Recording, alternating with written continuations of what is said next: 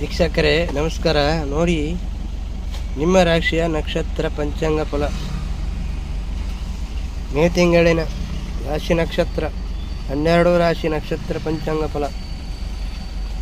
ವಿಷಯ ಏನಂತ ಹೇಳಿದರೆ 2026 ಮೇ ತಿಂಗಳ ರಾಶಿ ನಕ್ಷತ್ರ ಪಂಚಾಂಗ ಫಲ. ಮೊದಲನೇ ರಾಶಿ ಮೇಷರಾಶಿ.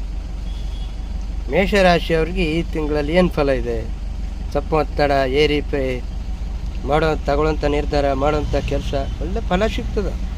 ತೊಂದಲ್ಲ, ಚಿಂತೆ ಮಾಡಬಾರ್ದು. ನೀವು ಒಳ್ಳೆ ಧೈರ್ಯದಿಂದ ಮುನ್ನುಗ್ಗಬೇಕು. ನೀವು ಮಾಡೋಂಥ ಅಧಿಕ ಕೆಲಸದಲ್ಲಿ ಒತ್ತಡ ಇರಲ್ಲ.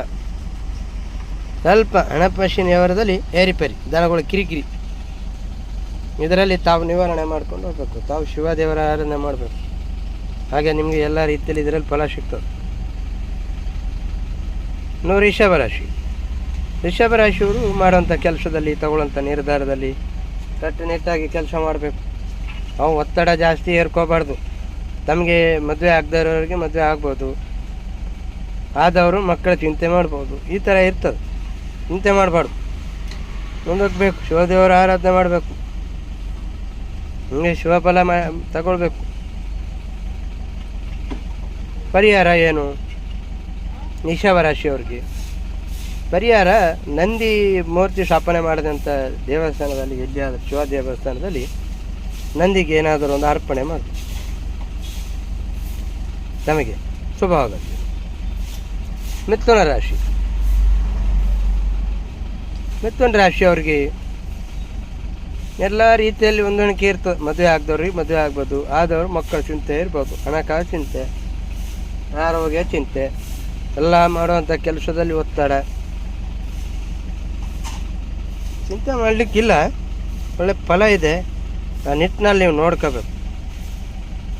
ಅನುಕೂಲ ಆಗೋಂಥ ಸಾಧ್ಯತೆ ಇದೆ, ನೋಡ್ಕೋಬೇಕು. ಹಿರಿಯರ ಮಾತನ್ನು ಕೇಳಬೇಕು. ನೀವು ನಿಮಗೆ ಶುಭವಾಗಲಿ. ನೀವು ವಿಷ್ಣು ದೇವರ ಆರಾಧನೆ ಮಾಡಬೇಕು. ಸದಾ ವಿಷ್ಣು ದೇವರ ದೇವಾಲಯದಲ್ಲಿ ಏನಾದರೂ ಒಂದು ಪೂಜೆ ಮಾಡಿಸ್ಕೋಬೇಕು. ಶುಭ ಆಗುತ್ತೆ. ಕರ್ಕಾಟಕ ರಾಶಿ. ಕರ್ಕಾಟಕ ರಾಶಿಯವರಿಗೆ ಒಳ್ಳೆ ಫಲ ಇದೆ. ಸ್ವಲ್ಪ ಒತ್ತಡ ಇದ್ದರೂ ಕೂಡ ತೊಂದರೆ ಇಲ್ಲ. ಮಕ್ಕಳ ಬಗ್ಗೆ ಚಿಂತೆ, ಕಾಳಜಿ, ಹಣಕಾಸಿನ ಅವರ ಅನಾರೋಗ್ಯ ಬದಲಿಸ್ತದೆ. ಸ್ವಲ್ಪ ಜಾಗ್ರತೆ ಮಾಡಬೇಕು. ಚಿಂತೆ ಮಾಡೋ ಅವಶ್ಯಕತೆ ಇಲ್ಲ. ಆ ವಿಷ್ಣು ದೇವರ ಆರಾಧನೆ ಮಾಡಿ, ನಮಗೆ ಶುಭವಾಗುತ್ತೆ. ಸಿಂಹರಾಶಿ. ಸಿಂಹರಾಶಿಯವ್ರಿಗೆ ಎಲ್ಲ ಒತ್ತಡ ಇರ್ತದೆ, ಕಿರಿಕಿರಿ ಜಾಸ್ತಿ, ಜನಗಳ ಬೆಂಬಲ ಜಾಸ್ತಿ. ಆದರೂ ಕೂಡ ಇನ್ನೂ ಅಷ್ಟು ಕನ್ವರ್ಟ್ ಮಾಡ್ಕೋಬೇಕು. ಇನ್ನೂ ಅಷ್ಟು ದಯವಿಟ್ಟು ಬೇಡ